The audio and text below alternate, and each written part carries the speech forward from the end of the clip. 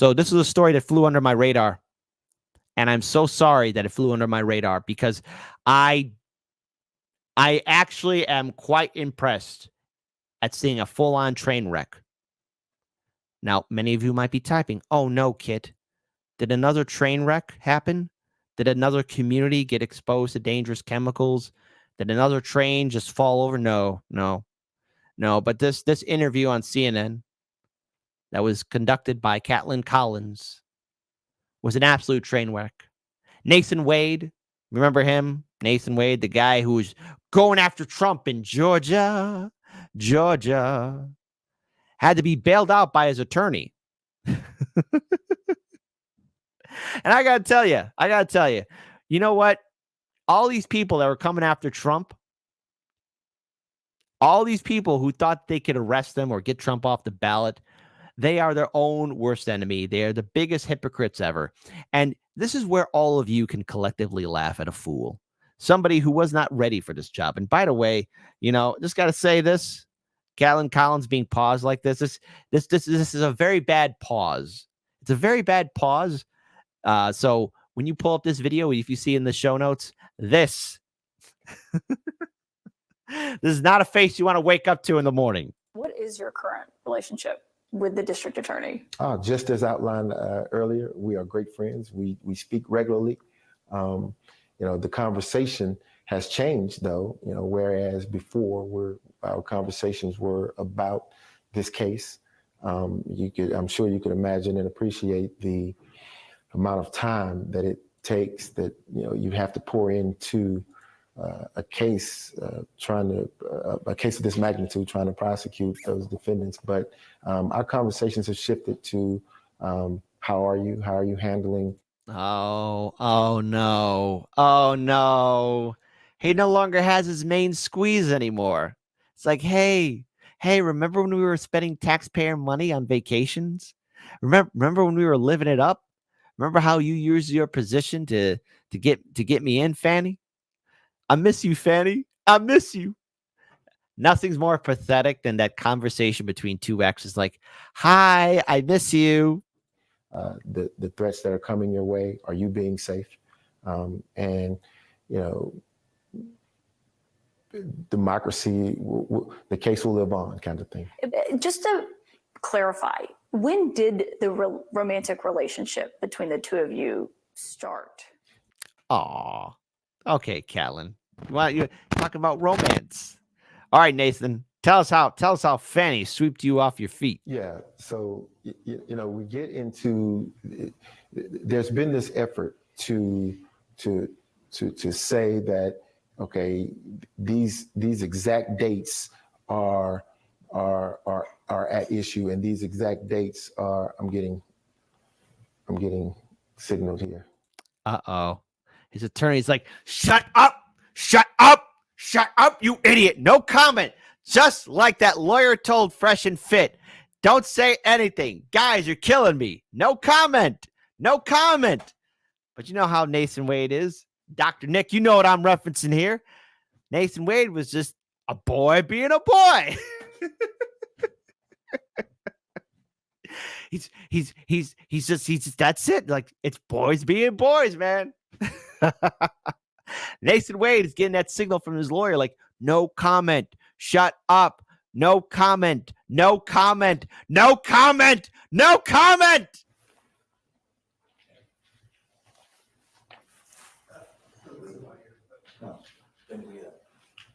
take it. Want to go off mic for a second? Yes. Okay. Oh, geez, Kaitlan. I'm sorry that you had your interview canceled. By the way, this is a terrible angle of her. Anyways, I shouldn't be judging too much. Come on. Got to be positive here, kid. Keep rolling. Keep rolling. Don't stop now. His lawyer's like, man, don't you make this job more difficult to me than it does already. What's wrong with you?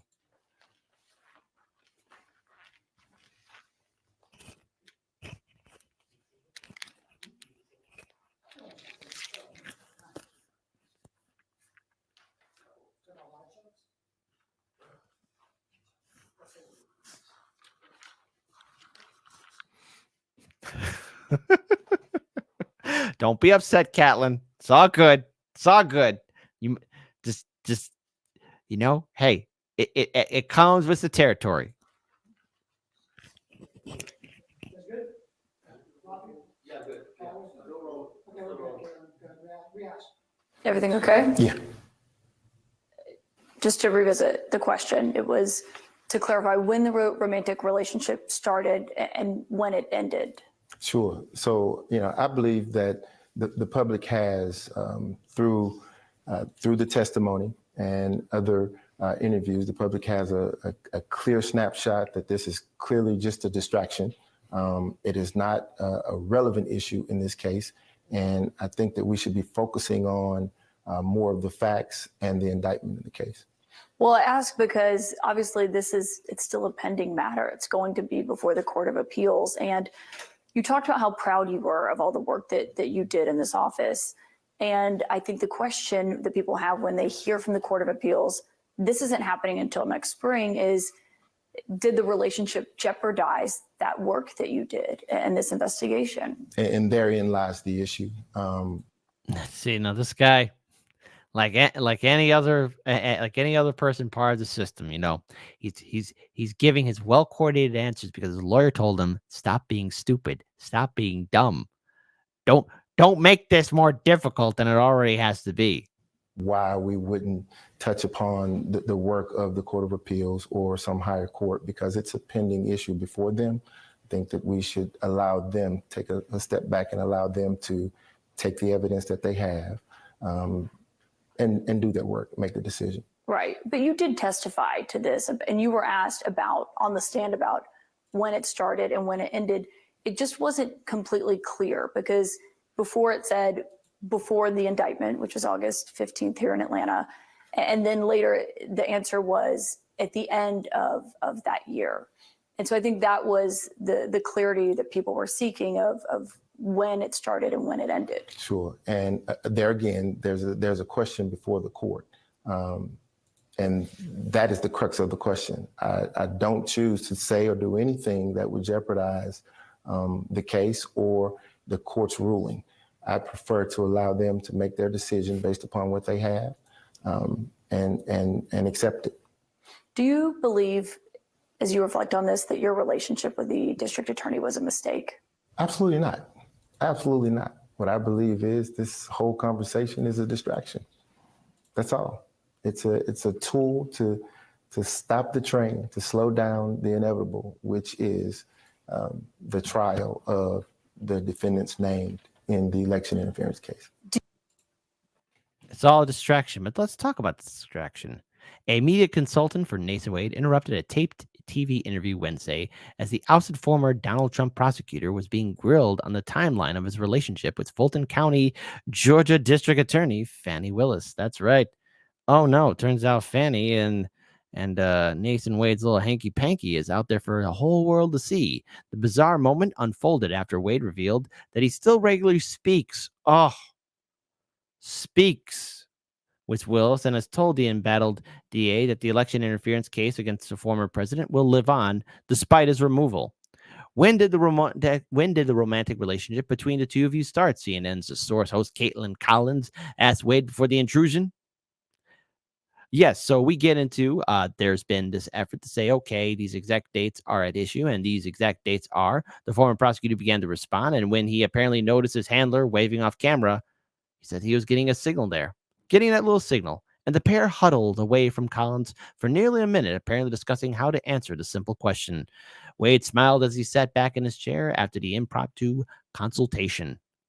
Everything okay, says Collins to Wade, and as we all saw in that video, and as we all see here in this photo, that things are not okay because this case is working against anyone that was trying to prosecute Donald Trump. And I gave this warning. I remember giving this warning as soon as that mugshot came out. I was saying to everyone, you better hope this Fani Willis, this Georgia district attorney, is squeaky clean. You better hope whoever she puts on this case is squeaky clean.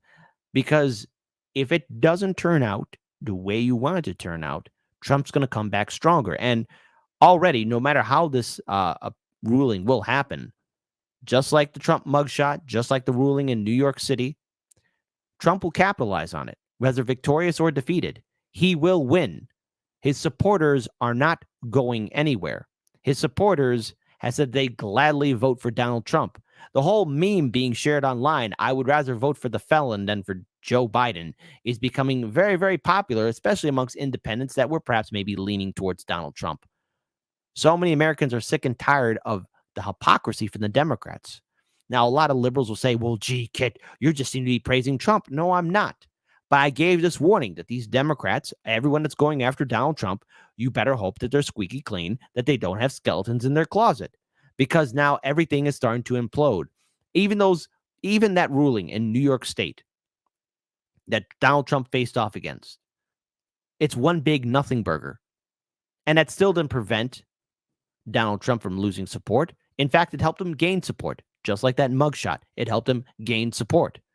You think any of this is really going to end Donald Trump, liberals?